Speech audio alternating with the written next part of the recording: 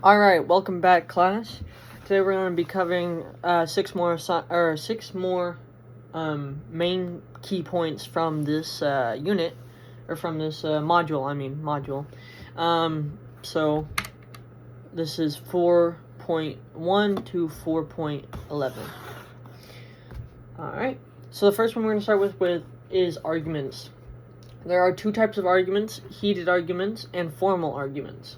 Heated arguments are often the result of a disagreement between two people in which both parties feel that they are right and the other is wrong. A formal argument is a statement of the reason you are in favor or against an issue.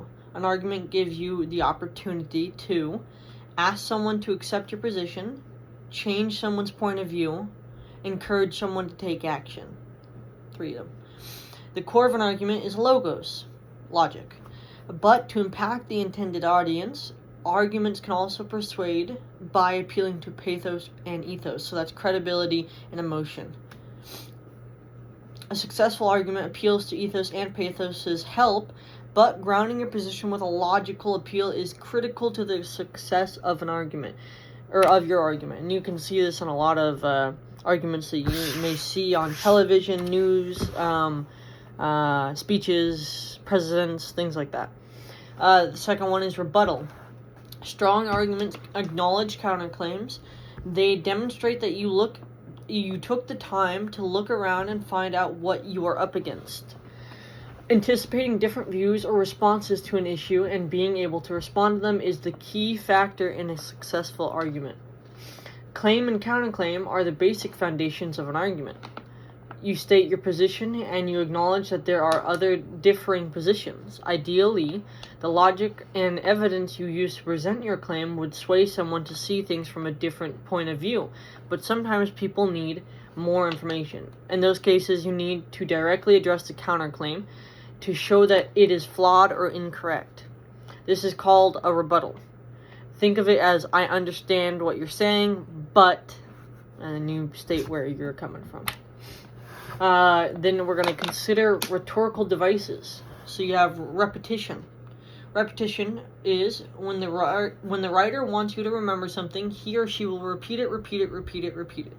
So they'll repeat it.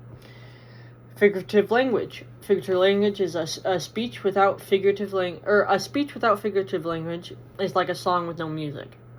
An argument can have a greater impact on its audience if it uses imagery and descriptive phrases. Next, you have rhetorical questioning. When someone asks a question that requires no answer or has no answer, it is likely a rhetorical question. A writer can use these questions to help the audience better understand a position or to create a dramatic effect. You've probably seen this when you're talking to your parents. If they get mad, and they'll give you a rhetorical question. Quotations. When a speaker uses quotations from another source, audiences are more likely to feel confident that the overall purpose of the speech is reliable. Then you have satire. Satire uses humor to make us laugh and then think, unlike comedy, where laughter is the end goal.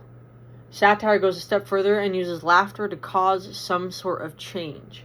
The goals of satire are to poke fun at human institutions like government or education, or at human weaknesses like greed, jealousy, or impatience. The second one is to promote change and improve humanity. Then you have the tone of satire. The tone of satire can be lighthearted and amusing, or outraged and disdainful. Next, we have humor devices. A variety of humor devices are used to develop satire, including, and there's a lot here, wit. Wit is smart or clever uses of language that is designed to amuse, surprise, or delight. Then you have verbal irony, a device in which what one says does not match what one means. Situational irony, a device in which what one expects to happen does not actually occur.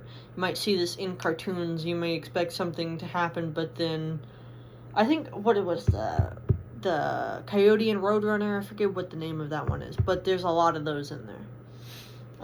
Burlesque, an extreme exaggeration or comic imitation that plays on contradiction between a subject and the way it is treated. An exaggeration, or the next one is parody, an exaggeration imitation of a serious piece of literature or other art form for humorous effect. Then you have facade, or comedy in which stereotypical characters engage in boisterous horseplay and slapstick humor, all the while making jokes at the same time.